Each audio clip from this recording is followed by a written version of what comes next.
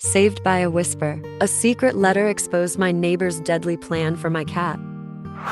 I never thought I'd find myself caught up in a twisted drama like this when my husband and I moved into our new home. I'm 25, recently married, and we were just starting our lives together in a peaceful suburban neighborhood. Everything seemed perfect at first. We had a lovely little house, a yard, and of course, our beloved cat, Cleo. Cleo is a feisty little furball, a sleek black cat with piercing green eyes and a mischievous personality. He's been with me for years, through thick and thin, and I couldn't imagine my life without him. Little did I know that Cleo would soon be at the center of something much darker than we ever imagined. Next door lived Karen, a 52-year-old woman who, at first glance, seemed like the perfect neighbor. She was always friendly, offering to help out, and even had a soft spot for Cleo, or so I thought. But beneath that kind exterior, something far more sinister lurked. And I didn't realize it until it was almost too late. Before I get into what happened, let me give you a little background about Karen. As we got to know her, I learned she had a complicated relationship with cats, especially because of something that had happened with her son years ago. Karen's son had a dark history with animals, particularly cats. From what I gathered, when he was younger, he had bullied a stray cat, tormenting it to the point where it fought back and scratched him badly. Instead of teaching him a lesson about treating animals with kindness, Karen did the unthinkable. In her anger, she hurt the stray, seeking revenge on behalf of her son. It didn't go unnoticed though. Someone in the neighborhood had witnessed her cruelty and called the Cat Protection Society. Thanks to some camera footage, it was proven that her son had provoked the attack, and Karen's actions landed her in a lot of trouble. That incident was years ago, but I had a feeling Karen still held a grudge against cats and anyone who had one. When my husband and I first moved in, I had no idea about Karen's past. To us, she was just another friendly neighbor. In fact, she seemed particularly fond of Cleo.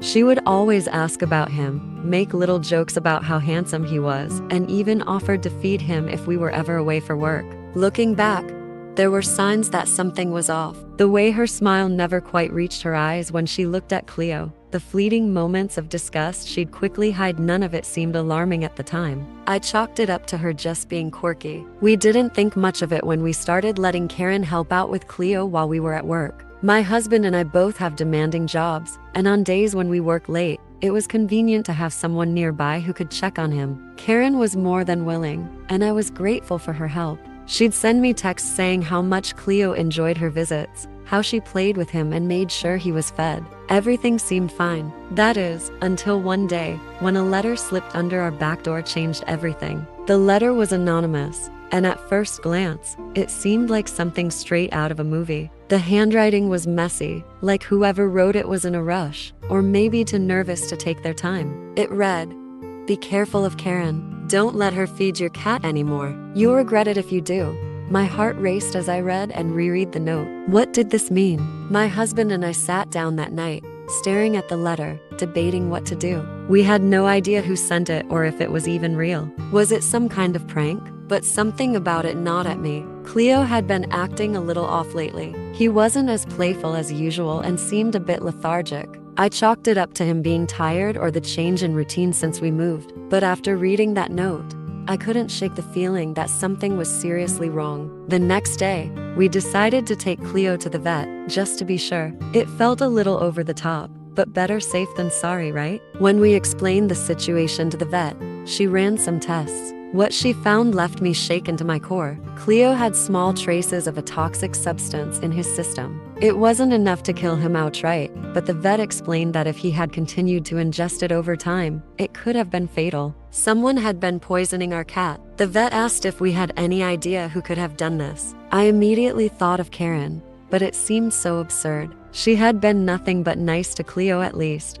That's what I thought. Still, after reading that letter, the pieces started to fall into place. We told the vet about our suspicions, and she advised us to keep Cleo away from Karen and monitor his health closely. When we got home that night, the first thing we did was cut off all contact with Karen. We politely told her we wouldn't need her help with Cleo anymore, claiming that we were making new arrangements. Her reaction was strange. She smiled, but it was that same unsettling smile that didn't quite reach her eyes. She didn't ask any questions, just nodded and went back into her house. It sent a chill down my spine. To be safe, we started taking Cleo to my sister's house when we were at work. She's a huge cat lover and already had 3 of her own, so I knew he'd be in good hands. I felt terrible for burdening her, but she was more than happy to help, especially after we told her about the vet's findings. As for Karen, things took a turn after we cut her off. She wasn't the sweet, helpful neighbor anymore. Every time we left the house with Cleo, she'd be there lurking, her face twisted in a bitter scowl, and she'd mutter under her breath as we passed. I couldn't always make out what she was saying, but it didn't take a genius to figure it out. She was cursing Cleo and us too, for keeping him away from her. It was unsettling, to say the least. But as long as she wasn't actively trying to harm Cleo, we could live with the dirty looks and sarcastic remarks. It was better than the alternative. Then, a few weeks later, we learned the truth behind the letter that saved Cleo's life. One evening, we were sitting in our living room when there was a knock at the door. I wasn't expecting anyone, and when I opened the door, I didn't recognize the man standing there. He looked to be in his late 20s or early 30s, with a nervous expression on his face. "Hi, I'm sorry to bother you," he said, shifting awkwardly. "I'm Karen's son." The realization hit me like a ton of bricks. This was the same son who had bullied that stray cat all those years ago. I could feel my heart pounding in my chest as he continued.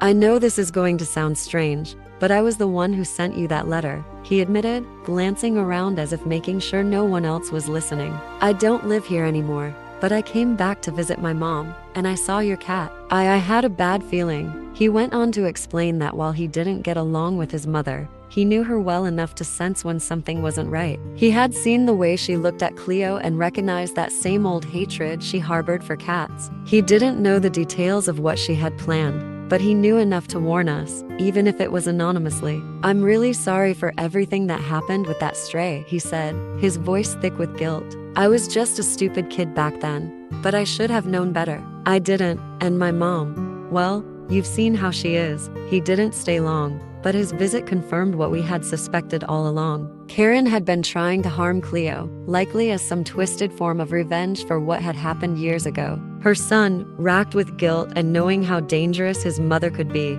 had done the only thing he could think of. He sent us that letter to save Cleo from the same fate as that poor stray. After that, we made sure Karen stayed as far away from Cleo as possible. We even installed a security camera in our yard, just in case she tried anything. Thankfully, she never did. But every time we crossed paths with her, she made sure we knew how much she hated us and Cleo. Her muttering curses became a regular occurrence. She'd glare at us from her porch, shaking her head in disgust whenever we walked by with Cleo. But as long as she wasn't physically near him, we didn't care. We were just relieved that our sweet Cleo was safe, thanks to the warning from her son. It's strange to think how close we came to losing him. If it weren't for that letter, if we had continued to let Karen take care of Cleo, I don't even want to imagine what could have happened. The whole ordeal left us shaken, but also incredibly grateful for our family, for Cleo's health, and for the anonymous stranger who stepped in when it mattered most. Karen may never forgive us for cutting her off,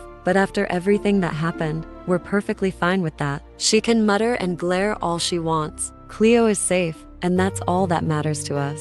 As for her son, I haven't seen him since that night. He doesn't live with her anymore, and I suspect he keeps his distance for good reason. But wherever he is, I hope he knows just how thankful we are for what he did. Without his warning, we might have lost Cleo for good.